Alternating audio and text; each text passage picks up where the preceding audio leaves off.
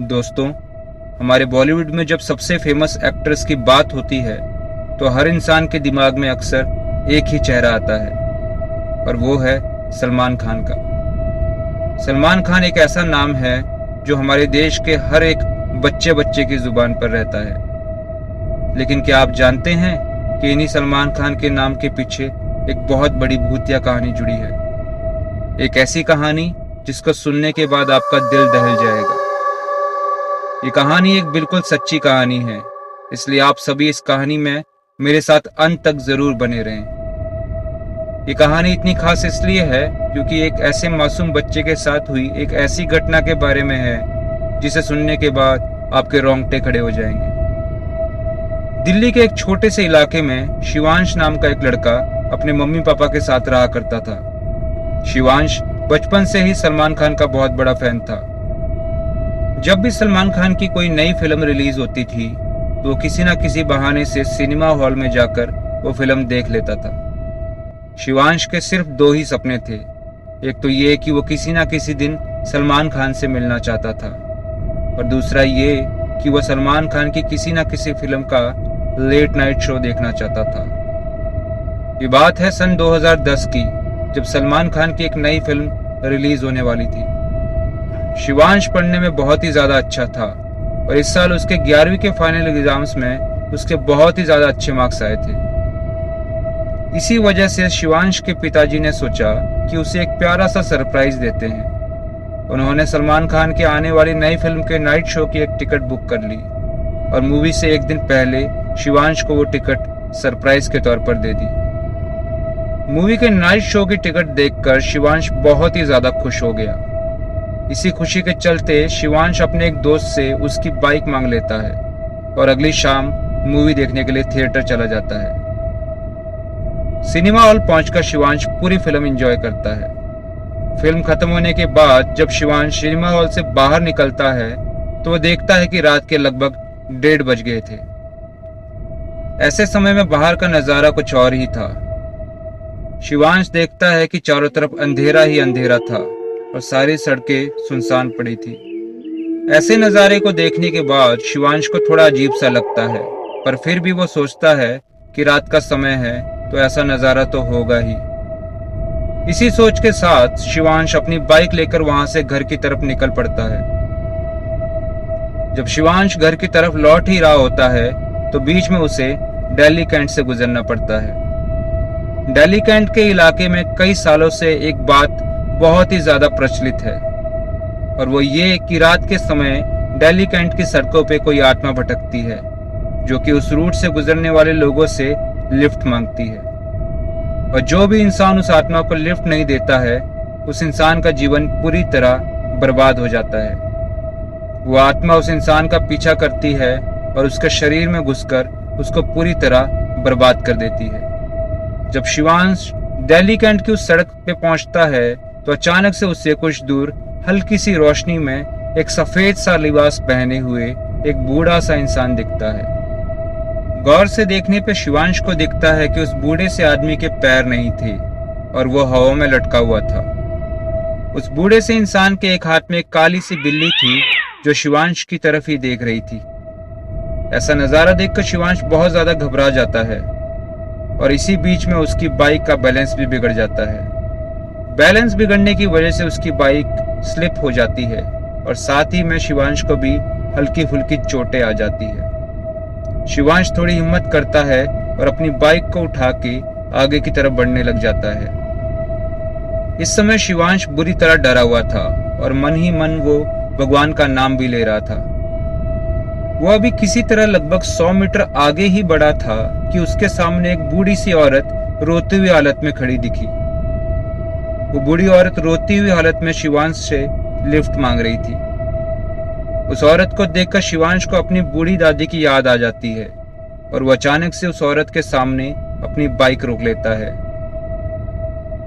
उस बूढ़ी औरत के पास पहुंचकर शिवांश उस औरत से पूछता है, अम्मा, इतनी घनी रात में आप यहाँ क्या कर रहे हो और आप यहाँ पे अकेले क्यों हो? इस पर वो बूढ़ी औरत शिवांश को कहती है, बेटा, मैं किसी जरूरी काम से कहीं जा रही थी पर मैं अपना रास्ता भटक गई। चलते चलते मुझे पता ही नहीं चला कब इतनी रात हो गई। उस बूढ़ी औरत की बात सुनकर अभी शिवांश कुछ सोचने ही लगा था कि अचानक से वो औरत फिर बोली, बेटा, ये जगह मुझे कुछ ठीक नहीं लग रही। यहाँ अजीब अजीब आवाजें आ रही है। ऐसे में मुझे अकेला मत छोड़ो। थोड़ा आगे मेरे एक रिश्तेदार रहते हैं। प्लीज तुम मुझे वहां तक छोड़ दो। बूढ़ी औरत की बात सुनकर शिवांश को उस पर दया आ जाती है और वो उसे लिफ्ट दे देता है। उस औरत के बाइक पे बैठ जाने के बाद शिवांश फिर से बाइक चलाना शुरू कर देता है और आगे की तरफ बढ़ने लग जाता है। अभी शिवांश लगभग 200 मीटर आगे ही बढ़ा था कि अचानक से उसकी नजर बाइक के साइड मिरर पर पड़ी। साइड मिरर को देखते ही शिवांश बुरी तरह कांप उठा। वो देखता है कि साइड मिरर में वो बूढ़ी औरत बिल्कुल भी नहीं दिख रही थी और ऐसा लग रहा था मानो उसकी बाइक पे वो बस अकेला ही बैठा हो। ये सब देखने के बाद शिवांश पसीना पसीना हो गया और उसे समझ ही नहीं आ रहा था कि वो अब करे तो क्या करे। इसी सोच के साथ जब शिवांश लगभग आधा किलोमीटर आगे पहुंचा तो अचानक से वो बूढ़ी औरत उसके कंधे पे हाथ रखते हुए बोली, बेटा, मुझे बस यहीं पे उतार दो। बूढ़ी औरत की आवाज सुनकर शिवांश डर तो बहुत गया था, पर उसने किसी तरह हिम्मत करके अपनी बाइक वहीं पे रोक दी। बाइक के रुकने के बाद वो बूढ़ी औरत बाइक से उतरती है और शिवांश के सर पर हाथ रखकर उसे शुक्रिया करते हुए कहती है, तुम्हारा भला हो। बूढ़ी औरत के उतरते ही शिवांश अपनी बाइक को पूरी स्पीड में चलाते हुए किसी तरह अपने घर पहुंचता है।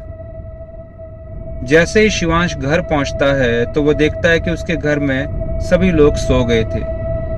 शिवांश चुपचाप अपने रूम में जाता है और चादर ओढ़कर सो जाता है। अगली सुबह जब शिवांश के घर वाले उठ जाते हैं तो उसकी मम्मी उसके कमरे में उसे जगाने के लिए आती है। जब शिवांश की मम्मी उसे उठा ही रही थी तो अचानक से वो देखती है कि शिवांश बुरी तरह कांप रहा था। शिवांश की ऐसी हालत देखकर जैसे ही शिवांश की मम्मी उसके माथे पे हाथ रखती है तो वो हैरान हो जाती है। शिवांश की मम्मी देखती है कि शिवांश का शरीर इतना ज्यादा गर्म पड़ा था मानो उस पर रोटियां तक सेकी जा सकती थी।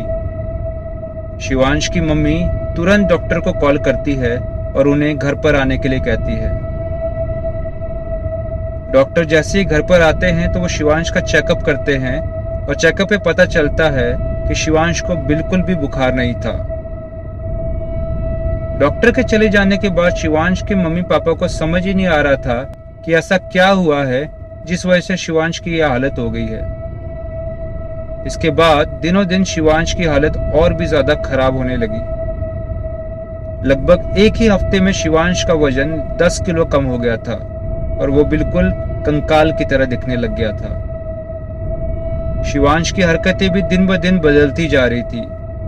कभी कभी रात में सोते वक्त वह एकदम से उठ जाता था और घर का दरवाजा खुलकर बाहर की सड़क के किनारे पर खड़ा हो जाता था।